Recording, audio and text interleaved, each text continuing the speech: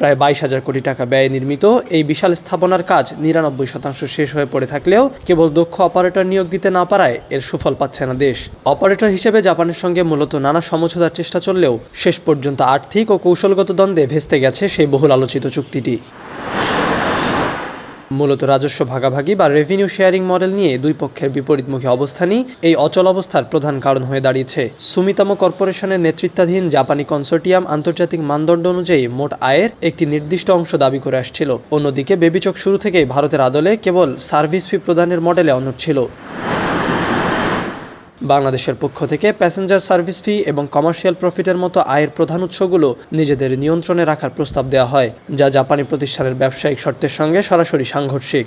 এই আর্থিক কাঠামোর অমিল এবং সার্বভৌমত্বের প্রশ্নে কিছু শর্ত গ্রহণযোগ্য না হওয়ায় কোনো সর্বসম্মত চুক্তিতে পৌঁছানো সম্ভব হয়নি। আর্থিক জটিলতার পাশাপাশি অপারেশনাল নিয়ন্ত্রণ ও নিরাপত্তা ব্যবস্থাপনা নিয়েও দুই পক্ষের মধ্যে ছিল গভীর মতভেদ। বেবিচক কর্মকর্তাদের মতে প্রতিষ্ঠানটির কিছু দাবি রাষ্ট্রের কৌশলগত নিয়ন্ত্রণকে চ্যালেঞ্জ করছিল, সে কারণে টেন্ডারের পথে হাঁটছিল সিভিল এভিয়েশন।